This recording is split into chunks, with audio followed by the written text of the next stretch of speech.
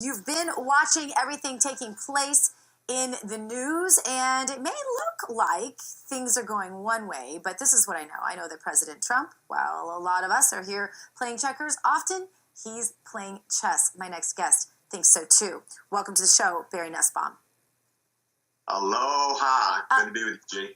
Aloha. It's good to have you with us. Now, a lot of people are looking at this, including my last guest, Sal, who I really thought might cry when he was on the show. He seemed very demoralized by all this. But the Obamacare repeal and replace battle has sort of been set aside. President Trump said that if the bill didn't pass today, he was moving on, and so he has. What do you think is happening here from a strategic standpoint, Barry?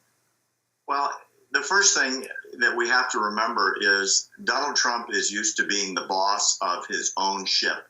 And what happened today, yesterday, and probably the day before, G, is his first experience with negotiation, not across the table with one or two or three people, but several hundred with slightly diverse opinions simultaneously. And I think this is a learning curve for the president in the sense that this is not business as usual in the world of Donald Trump. He set a deadline. The deadline came and went.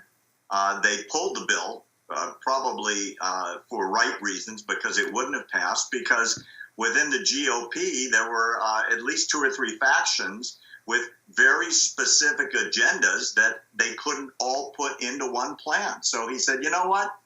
Let's walk away. We'll come back to it. I would have preferred, honestly, if the process had continued in a more traditional sense, how legislation is normally done, which is, it goes back and forth and back and forth and back and forth in meeting until they finally have a reconciliation. They come up with something that everyone could live with.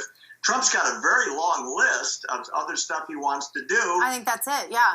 So I think that's it, and I think you look at President Trump, and all the way along, Barry. Every time anyone thought he was misstepping, turned out, guess what? He wasn't. He had a plan. I think you do have to know when the negotiation is at a place where you have to get up and walk away from the table. And I sort of see it as a small victory of sorts, in that he definitely has marginalized the effectiveness of Paul Ryan, which he can't do verbally. I mean, he can't just go out there and campaign against Paul Ryan. Paul Ryan is his Speaker of the House, for lack of a better term. But he needed to put Paul Ryan in his place, and he needed to show, hey, look, I brought my people to the table. I brought my voters to the table. They were with me on this.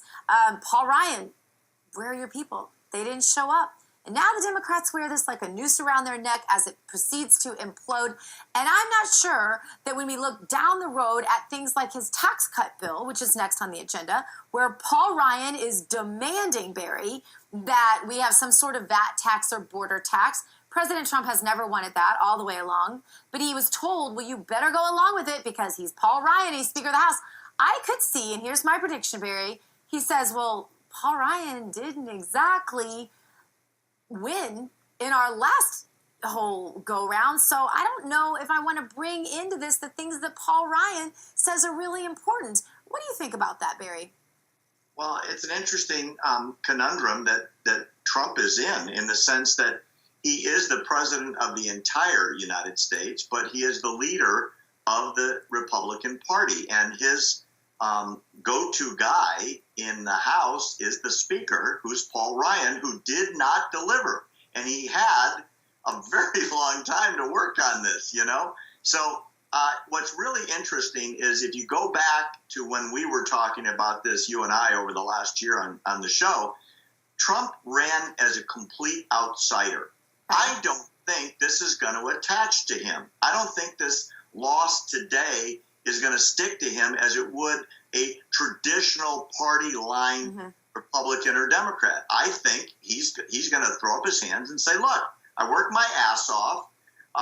The House couldn't deliver their own caucus, so I'm going to go on to the next thing on my list, and we're going to circle back. And in the meantime, America, I tried to deliver, and your representatives in Congress wouldn't do it. So guess what? Obamacare is the law of the land, and we're stuck with it until the Congress comes together on something we can all live with. That's why I don't think this is a loss for Trump. as much as it's a loss for Paul Ryan and the caucus leadership. Yeah, no question the Democrats will try to pin this on the president. There's no question about that. They're trying to claim a victory today. It's going to be a pretty sad victory when certainly we watch what happens to Obamacare, because by all accounts, even their own accounts, Obamacare is to implode, which isn't good for the American people. Although Nancy Pelosi counted it as a major victory for the American people today, it isn't good for the American people, Barry. But here's what I see. Trump all along has been underestimated, has been playing chess while the rest of us were playing checkers.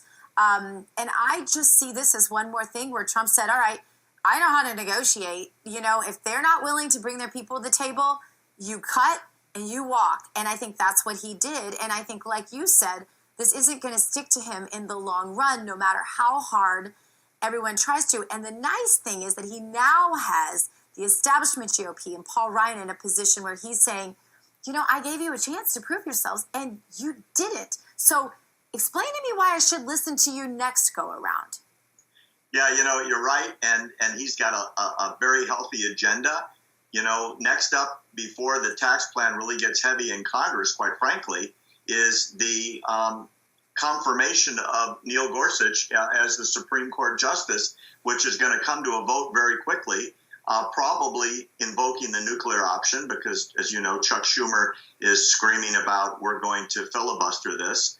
And quite frankly, he's going to get Gorsuch. And then he's going to work on taxes. He's going to work on the border wall. He's going to work on trade restrictions to countries that have unfair trade practices, in his opinion, with the United States. He's got a lot to do, and he's going to keep coming very quickly. I mean, ironically, the biggest spending package in the recent history of the United States is the infrastructure plan he has for America that the Democrats are in love with and the unions are in love with. And coast to coast, all the organizers of labor are falling all over themselves in the Trump camp. So he's got a lot of victories coming up on his near-term agenda. And this is going to give Paul Ryan, quite frankly, time to circle the wagons, figure out how to build a consensus within the GOP. And my prediction, for what it's worth, they're going to come back to the White House and say, okay, we figured it out. This is what we can deliver a winning vote on. Mr. President, will you take this plan and would you sign this plan? And they'll come up with something. Look, Obamacare was probably the reason Trump got elected, because he said, I'm going to reject it and I'm going to replace it.